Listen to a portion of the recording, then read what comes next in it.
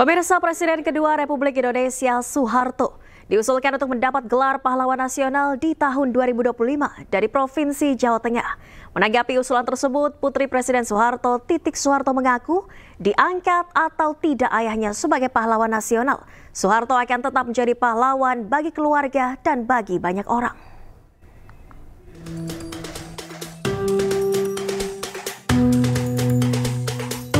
Kementerian Sosial membahas pengusulan calon pahlawan nasional tahun 2025 sejak bulan Maret lalu. Dari sejumlah tokoh yang diusulkan, salah satunya adalah Presiden kedua Republik Indonesia Soeharto. Menanggapi usulan gelar pahlawan nasional ini, Putri Presiden Soeharto, Titik Soeharto mengaku dirinya telah pasrah soal keputusan Presiden Prabowo Subianto yang akan mengangkat atau tidak ayahnya sebagai pahlawan nasional.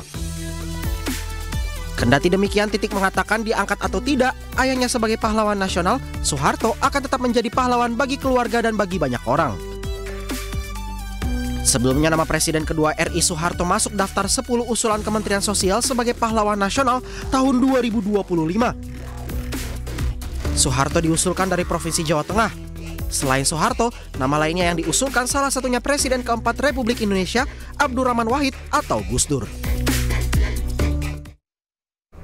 Sementara itu, pemirsa, Istana menyebut tidak masalah terkait Presiden kedua RI Soeharto yang diusulkan menjadi pahlawan nasional. Menurut Istana, penghormatan bangsa bagi mantan presiden merupakan hal yang wajar.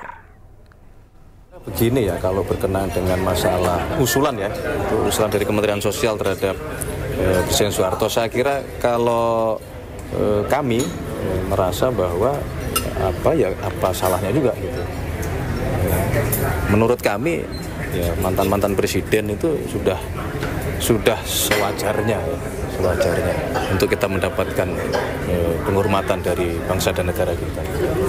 Jangan selalu melihat yang kurangnya, kan kita lihat prestasinya. Sebagaimana Bapak Presiden selalu menyampaikan bahwa kita itu bisa sampai di sini kan karena prestasi para pendahulu kita. Diduga akibat korsleting listrik di bagian mesin, sebuah mobil terbakar di Jalan Tol Surabaya Gempol arah Sidoarjo menuju Waru. Tidak ada korban jiwa, namun dampak kebakaran menyebabkan arus tol dari Sidoarjo menuju Waru macet total selama 1,5 jam.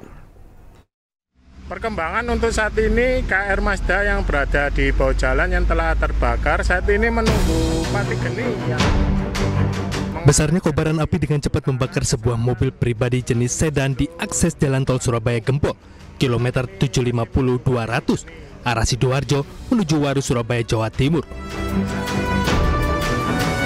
Kejadian bermula saat pengemudi kendaraan Gregorios, warga Surabaya, melihat kepulan asap di balik kap mesin depan.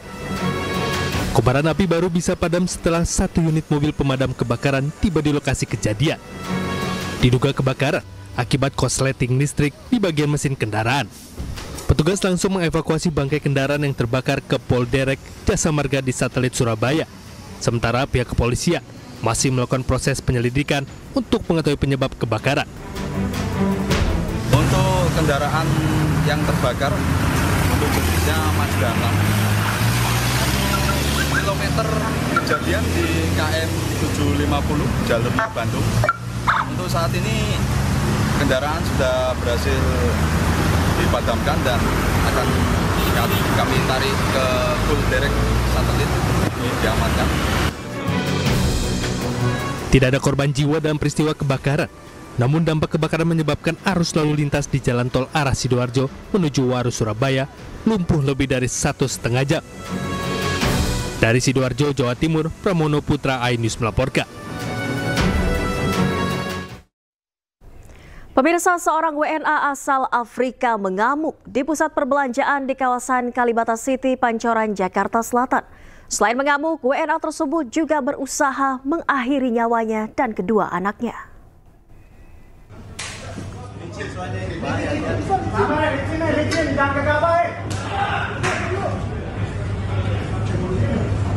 Hati-hati licin ya, jatuh ntar dia. Video amatir warga merekam aksi seorang WNA asal Afrika yang mengamuk di pusat perbelanjaan apartemen kawasan Kalibata, Pancoran, Jakarta Selatan.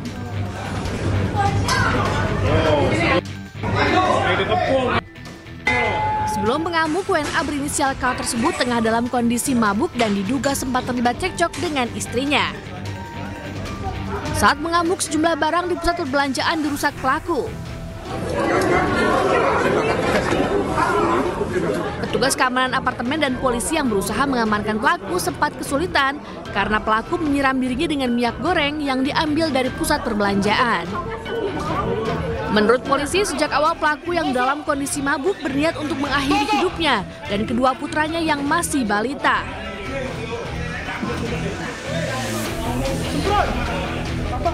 Informasinya pertama bahas senjata tajam. Namun begitu saya deketin, saya tanya ke istrinya, senjatanya udah diamankan. Nah, setelah itu kita diajak komunikasi dengan bahasa dia agar benar sama mengerti dengan posisi gendong dua anak, yang kurang lebih anak pertama umur 3 tahun, yang kedua 2 tahun, laki-laki. Saat ini pelaku dibawa ke Rumah Sakit Polri Kramat Jati untuk mendapatkan penanganan medis. Sementara sang istri dan kedua anaknya diamankan di Polsek Pancoran untuk sementara waktu. Dari Jakarta, Helmi Sejang Bakti, iNews melaporkan. Menteri Agama Nasaruddin Umar menceritakan pendekatan dan lobi yang dilakukan ke Kerajaan Arab Saudi untuk kuota haji usia di atas 90 tahun. Sebelumnya kebijakan Arab Saudi hanya memperbolehkan maksimal usia 70 tahun untuk berhaji. Menteri Agama Nasaruddin Umar menceritakan pendekatan dan lobi yang dilakukan ke Kerajaan Arab Saudi untuk kuota haji usia di atas 90 tahun. Nasaruddin mengatakan kebijakan Arab Saudi sebelumnya hanya memperbolehkan maksimal usia 70 tahun untuk berhaji. Nasaruddin mengatakan pendekatan yang disampaikan ke pemerintah Arab Saudi adalah soal istihad jemaah, bukan dari aspek umur. Menak mengungkapkan pendekatan itu berhasil dan kuota haji usia di atas 90 tahun pun dikabulkan untuk Indonesia. Jadi kebijakan Saudi Arabia hanya 7% yang diberikan hak orang yang berumur 70 tahun. Sedangkan orang yang 90 tahun ke atas sudah nggak bisa lagi menunaikan ibadah haji. Kenapa? Karena faktor umur. Lobi dan pendekatan yang kita lakukan, ya, maka saya langsung menemui Menteri Haji dan juga Menteri Kesehatan, akhirnya dikabulkan khusus untuk Indonesia. Ya, maka yang kita tekankan adalah isti'anahnya, bukan istita'ahnya, bukan dari aspek-aspek umurnya. Alhamdulillah juga dipenuhi. Menak menambahkan lobi juga dilakukan agar jemaah Indonesia bisa mendiami tenda Mina yang dekat dengan Jamrat. Menak menyebut lobi itu berhasil dan dikabulkan pemerintah Arab Saudi.